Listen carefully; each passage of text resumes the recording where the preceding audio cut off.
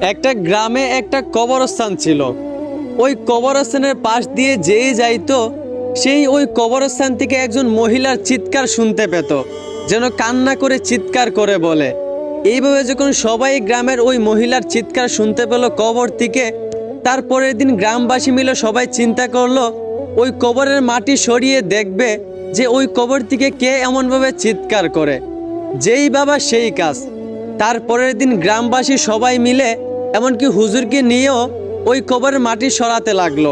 কবরের মাটি সরানো শেষে যেই একজন বাঁশ সরাতে যাবে, এমনি কবর থেকে একজন মহিলা বলে উঠল, আমার কবরের বাঁশ সরাতে যাবেন না, আমাকে দেখা যাবে। আমার কবরের বাঁশ এমন কয়েকজন লোক সরান যাদের সাহস আছে। এই কথা বলা মাত্রই সব লোক ওইখান থেকে সরে গেল। তারপর কয়েকজন সাহসী লোক ওই কবরের বাঁশ সরালো।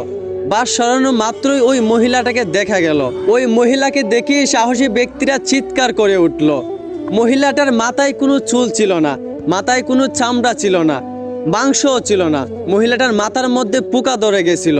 মহিলাটার টুটটা পচে গলে পড়তে লাগলো। মহিলাকে জিজ্ঞেস করা হলো যে আপনার কবরের মধ্যে আপনার এই অবস্থা কেন? মহিলাটা তখন উত্তরে বলল, আমি যখন দুনিয়াতে বেঁচে ছিলাম তখন আমি ভালো হয়ে চলতাম, কিন্তু আমি রাস্তাঘাটে বের হলে বেপরদায় চলাফেরা করতাম। আমি ফেস ওপেন রাইকা চলাফেরা করতাম, চুলগুলো বাহিরে রাইকা চলাফেরা করতাম। শুধুমাত্র এই বেপরদায় চলার কারণে আজ আমার কবরে এই অবস্থা।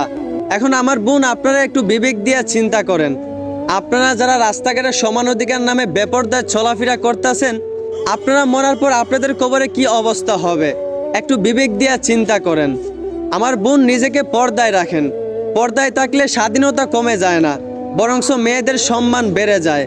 আশা করি বুঝতে পারছেন। ধন্যবাদ।